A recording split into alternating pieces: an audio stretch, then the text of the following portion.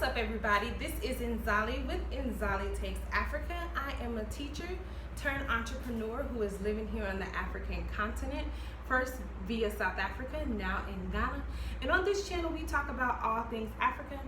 If you are a black woman, you're looking to create the life you deserve on the African continent, this is the channel for you, y'all. Now, today I'm actually going to get into something that is really, let me scoot up, that is really, really important. Yesterday, we were supposed to have an event here in Accra, Ghana called the Convention. This event was held by, I believe it's the New Africa Nation. Please forgive me if I'm saying it incorrectly. But they had some heavy hitters on the ticket who were supposed to be here. I will put their image on the screen, okay? So you can see who was supposed to be here. So, all in all, you know, the event was planned. It was approved by the government.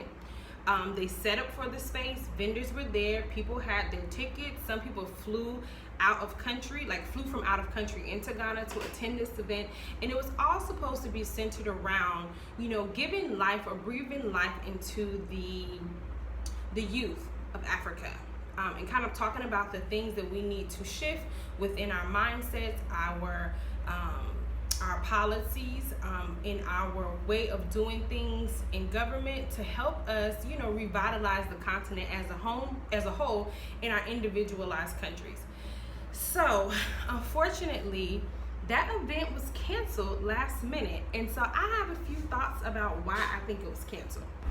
So as you can see, the Office of the President did release this statement on the day of, saying that the event was going to be canceled because there was a previous state event. That's cap.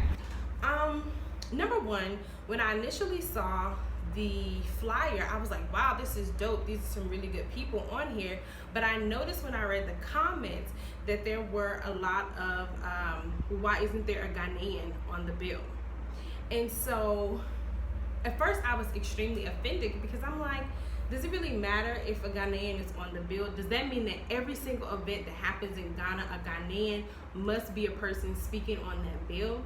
And so, yeah, I was offended. If I'm being very honest, I was offended because I'm like, well, I thought that Ghana was supposed to be a place that promotes Pan-Africanism, that promotes African leadership across the continent, not only in Ghana.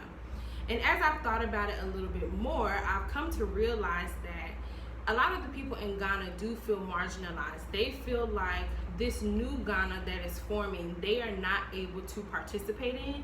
Their voices are not being heard in the development of the country. So anytime they see some of these things arising, these are the things that first pop out to them. And I think, you know, two things can be true at the same time. Yes, it seems a little anti-black to question why other African leaders would want to come and have a conversation about Africa and Ghana.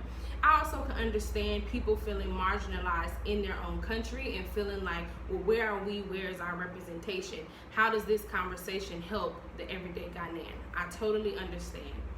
However, I also am looking at this situation like, wow, like Ghana just came off of Detty December, where you had all of these black people from around the world, like literally all over the globe, that came into Ghana to spend money, have a good time, fellowship, learn more about their own cultures if they're descendants of Ghana, or just learn about the African, you know, culture through the lens of Ghana if they are African of the diaspora. So you just had this whole big Detty December where all these people came, and you seem to be very welcoming to those people when it was the party. Now it's time to remove ourselves from the turn up and get serious about the business of Africa, and now you're canceling the event an hour or two before it's supposed to take place. After they've flown in these notable people, after the youth have shown up to actually get some wisdom and hear the perspective of some of these African leaders, and I think that it's really a shame. I really, really do. I think as a collective group of people, we have to be willing to hear other opposing views. We have to be, especially if we say You know, here in Ghana, people love to scream democracy, democracy. We're peaceful, we have democracy. Yes, but we also, a part of having the democracy is hearing multiple views. You know, hearing what others may have to say, seeing how we can take pieces of what they're saying, add it to what we're doing to develop our nation. And so I am disappointed. I'm hoping that they don't totally throw away the whole concept of the convention. I'm hoping that maybe they will do something in the virtual space, but we will see. We will see. So if you're a young Ghanaian or if you're African of the diaspora who took interest in this conversation, then let me know your thoughts about the event being canceled, what you would like to see done and replaced, or if you want to organize something similar where we can have some of the conversations that were supposed to happen on that day.